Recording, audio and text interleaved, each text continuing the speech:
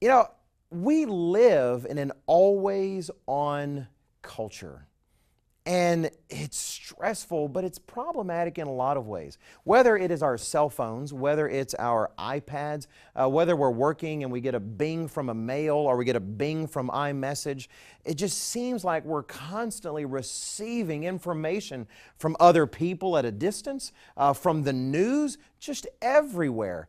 And it's constantly coming into our minds and coming into our brains. And there are a lot of problems with that. There's a lot of prices that we pay for the benefits that we get.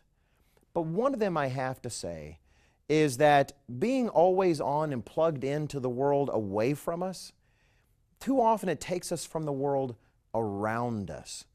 You know, we can be sitting at the dinner table, and while we're texting a conversation with someone else, we might have children there who are looking forward to conversation with us. We might have a wife that has been waiting to talk to us all day while we're at work, and all of a sudden we're not available there either. I've seen people at restaurants sitting with each other while both of them are busy texting other people instead of enjoying the fellowship of the person they have literally inches away from them. Though perhaps I can't assume they weren't texting each other. I suppose perhaps that is possible. I remember talking with my children once, and we were talking about taking some pictures of our time at a certain place. And at the time, I had really been absorbed into my laptop.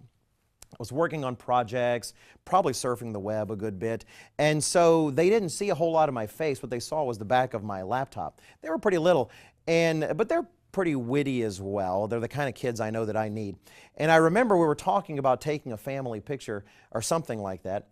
And one of them said, well, hey, Dad can hold his laptop in front of his face because that's kind of like what his face looked like the whole time we were here. And they were all laughing, and inside I was dying. I wasn't dying because my child had insulted me. He really didn't. I was dying because what he said was true. Because all this time I could have been plugged in with the people around me.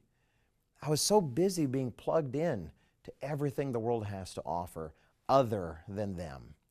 You know, the devil will do that to us. He doesn't want strong bonds with our family. He doesn't want strong bonds with the people we're close to. Please, let's unplug every once in a while. Let's talk with our kids. Let's talk with our spouse.